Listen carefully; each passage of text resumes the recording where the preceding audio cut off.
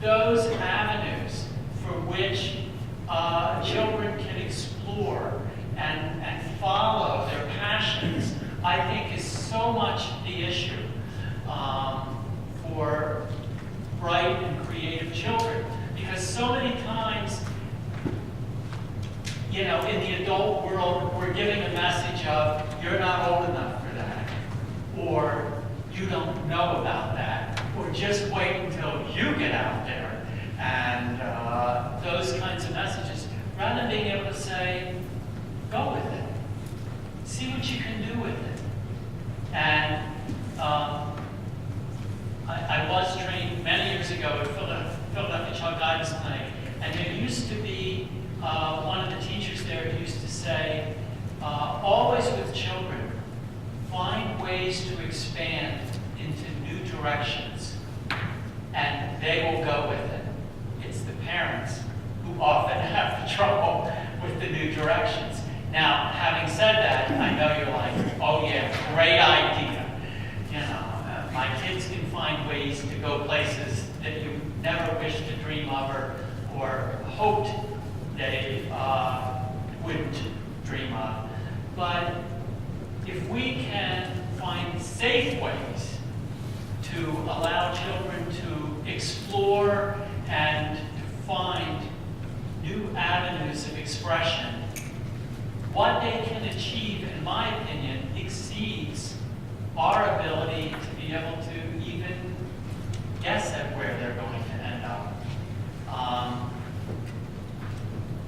I can tell you that my oldest son, this school did not exist in the years ago when I lived in Cincinnati, and he is now finishing a doctorate in Japanese history, focusing on post-war Okinawa. I'm happy for him. It's his passion. It's where he wants to be. It's not what I would have picked.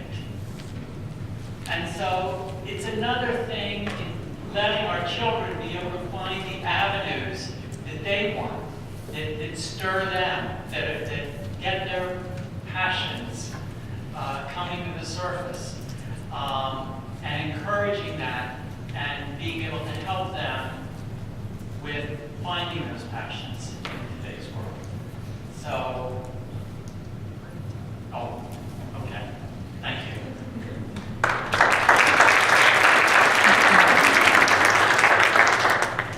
I would next like to introduce Dr. Todd Walker. Dr. Walker has been a professor of psychology at Wright State University. He has been a supervisor in terms of the clinical psychology area there. He has been very involved with the SING program through Wright State, which is the acronym for the social and emotional needs of the gifted. He has been involved with the Presidential Scholars and has been in private practice for 20 years. He has had a focus on working with gifted children, and I present to you Dr. Walker to talk about the emotional needs of gifted teens. It's 15 when I started mathematically gifted. First of all, thank you, Sandy, for having us here. I think we should all applaud what the Schillings have done for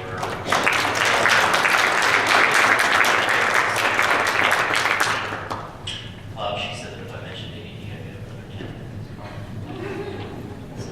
I think we're all going to have to deal with that, but no way not to mention it. Right. We're just going to point to you. So anyway, I've been asked to talk about the emotional needs of gifted teenagers, and I think if we look at it, talking about teenagers, we can think interventions. As a psychologist, as a teenager, we can think preventatively if we could do some of this stuff earlier on with kids. A lot of what I'll be talking about comes from Daniel Goleman's 1995 book, Emotional Intelligence, and a book that I'm writing that's not out on relational intelligence.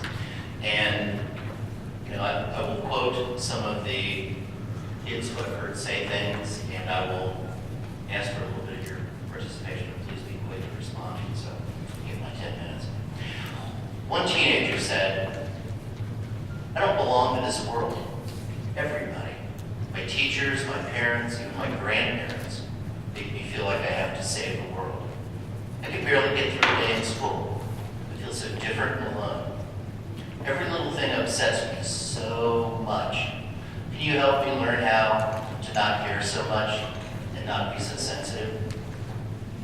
say to her? I think hopefully all of us would say something like, we can help you learn to deal with those feelings so that life isn't so painful, isn't so burdensome. And a lot of what I'll be talking about quickly is how to pay as much attention to the heart and soul. Because, read a quote from a conference in 1995, a gifted child needs to be taught to pay attention to matters of the heart and soul, and the yearning of the soul in order to be fully alive. The gifted mind is not the only vital organ in us. A three-dimensionally gifted individual is one whose mind is full of creative ways of looking at the world, whose heart is full of passion for living and loving, and whose soul is fed by rich and varied connections with other soulmates, who are empathetic, who guide and teach, and who share life experiences. Again, especially in the millennium, I would argue that our gifted kids are not only intellectually inclined to be gifted, but they're also culturally propelled to be the leaders. And in this technological age, that can be a real challenge. Even when we're talking about relationships, you hear language like, I am programmed to be, okay? And I think that the sad part about that is that if we look superficially, intellectually at certain emotional, social phenomena, we miss the boat. We miss the heart and soul of what matters. So why it's so important is if we don't teach gifted kids certain things, again, self-reflection, how can they look at themselves and understand who they are, how other people experience them, where they're going, what is it that triggers certain reactions in them.